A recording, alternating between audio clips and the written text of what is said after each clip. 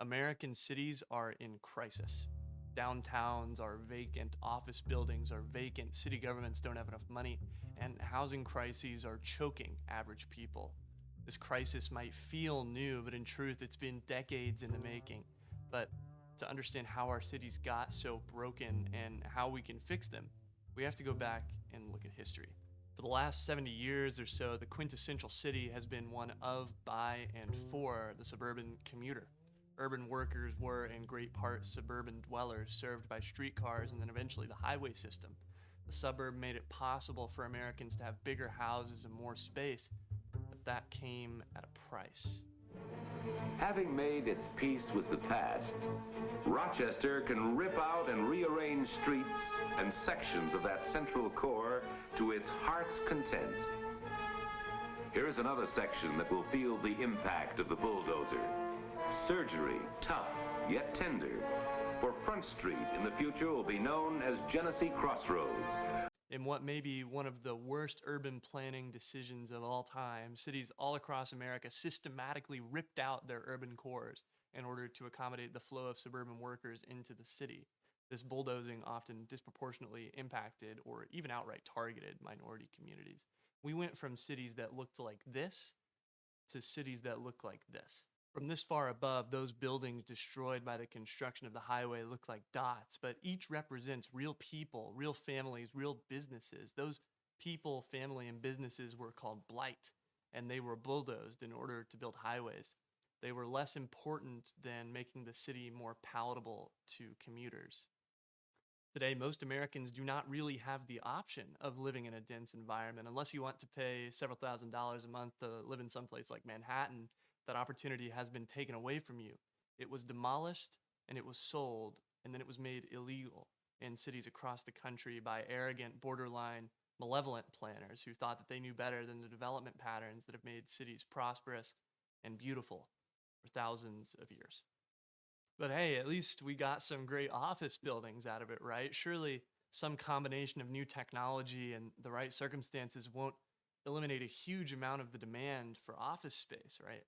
As hybrid work hardens from trend to new normal, office occupancy rates have hit all-time lows. Oh, well, in case you missed the last few years, that is actually exactly what happened. The COVID-19 pandemic shattered our existing paradigms of what work can be. To be sure, there's still plenty of work that needs to be done in person, but how much? And even if fully remote work becomes less common, is it really necessary for every employee to come into the office every day of the week?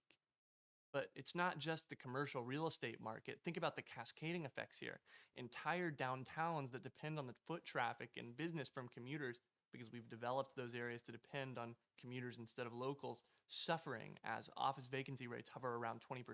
No money from corporate employees commuting into the city means no money spent at coffee shops, no money spent on client dinners at local restaurants, no money spent at hotels that cater to business travel, no tax revenue to support all the expensive commuter-serving infrastructure. The entire ecosystem that we bulldozed the cities of 100 years ago to build is decomposing right in front of us. And we need to take action to revitalize our cities now before it is too late. The only way out of this is for cities to stop selling themselves and their futures out to endless suburban sprawl. It was never truly sustainable, and the rise of remote work is proof positive that we need to rethink how we are developing. I think this can be done in 3 steps. First, cities need to build for the people that live in them, not the commuters that visit them. We've tried 70 years of building cities to service commuters. It has been a failure, and the commuters are leaving now. It's time to change course. No more highways through the middle of cities. We tried it. They destroy neighborhoods and potential value. The movement to reduce or eliminate things like centrally planned parking requirements needs to continue. Regulations like parking requirements strangle small businesses by requiring them to purchase, develop, and pay taxes on and maintain some of the most valuable land in the nation as a concrete slab. Let businesses make their own decisions about how much parking they need. Cities across America need to slash subsidies, direct or indirect, intended to attract commuters, and use those resources to make cities an actual good place to live. For too long, cities have tried to attract people by pretending to be suburbs, imposing restrictive zoning, setback requirements, height limits, and high costs on development. It's gotten so bad that many of our cities in the United States have been transformed into what amounts to suburbia with a few skyscrapers in the middle. What do I mean by that?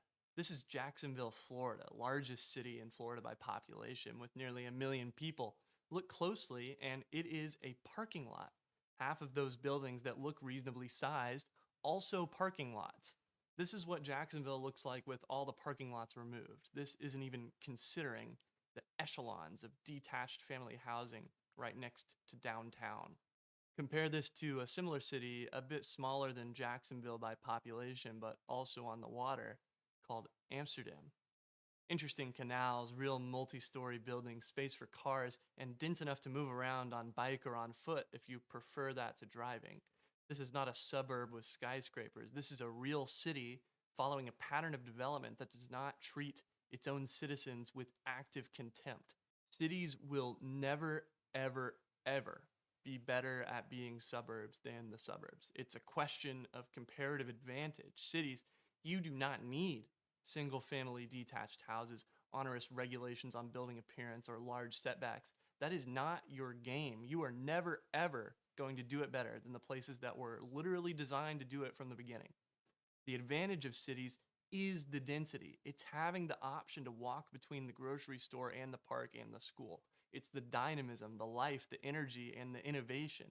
That is the advantage of cities, and it has always been the advantage of cities. You know why cities are so expensive to live in? High rents aren't a fact of nature. They're a market signal that there's more demand to live in the city than there is a supply of housing. Just give the people what they want. The second thing we can do is incentivize better patterns of development. The first step here is to change the regulatory environment. Cities like Austin, Texas have made great strides recently, decreasing minimum lot sizes and streamlining building approval. Austin's pro-growth strategy means that more apartments are being built and rents are actually falling in Texas capital city. Unfortunately, the mainstream narrative around housing is so incredibly out of whack that organizations like the Wall Street Journal talk about falling prices in housing like it's a disaster. Could you imagine a serious newspaper running an article about how terrible it was that food prices are falling? This is exactly what we do with housing. Another fantastic step would be to shift the taxes that we place on productive development onto land. Under current systems of property taxation, you're penalized for developing, refurbishing, or remodeling your home, business, or property with higher tax bills. Not only is this unfair, it also stifles productivity. We could shift property taxes away from improvements and toward the unimproved value of land. This means that it wouldn't be profitable to speculate on vacant pieces of property or to keep buildings looking as terrible as possible in order to avoid higher tax bills. Land value taxes, which is what they're called, are supported by Nobel Prize winning economists, founding fathers of the United States, and the father of capitalism for a reason. We should be doing it. The third thing is we really need to get comfortable as a country with the idea of building things again. I think it's essentially embarrassing to us as a country that we let layers upon layers of red tape, unrepresentative community meetings, and bureaucratic busybodies stop us from building things. The Empire State Building was built in just over a year. Today, it would take years to build the same building, if it could be built at all. This isn't just because we have better and valuable safety regulations for construction today, but because in most places in the United States, each step in the process of building things, from permitting to planning, all the way through to actual construction, takes so much longer than it once did. But the cost here isn't just in time. Longer times from planning to finishing a construction means that everything becomes more expensive. Or, in other words, wasting time costs money. And the knock-on effects of that mean that as old buildings deteriorate and new buildings are harder to build, we all have to pay more for the privilege of living and working in worse and worse buildings over time.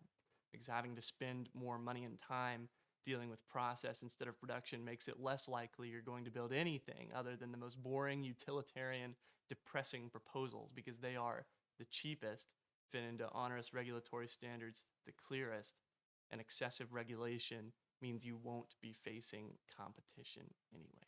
We used to build things all around America. You'll find old towns or historic districts, glimpses of the way that we used to live, filled with small businesses, interesting architecture, and community life. We love visiting these places in our own communities and across the world. We love them. We love them, and we make them illegal to build. American cities are in crisis. That is true. But functioning urban environments aren't Greek fire or Roman concrete. They're not some mythologized lost technology of days gone by. They exist, and they existed all around the United States until we bulldozed them in favor of car commuter-oriented development instead of development that makes cities actually good places to live. We can do better, and in an age where the institution of the suburban commute seems more tenuous than it ever has, we have to. Hi, this is Ryan. Thanks so much for making it all the way through. If you enjoyed this video, feel free to like, comment, subscribe. It makes me happy to see the numbers go up, and it makes YouTube show it to more people. I appreciate it. Check out my other stuff. I think, you'll probably like that too. Thanks so much. Bye.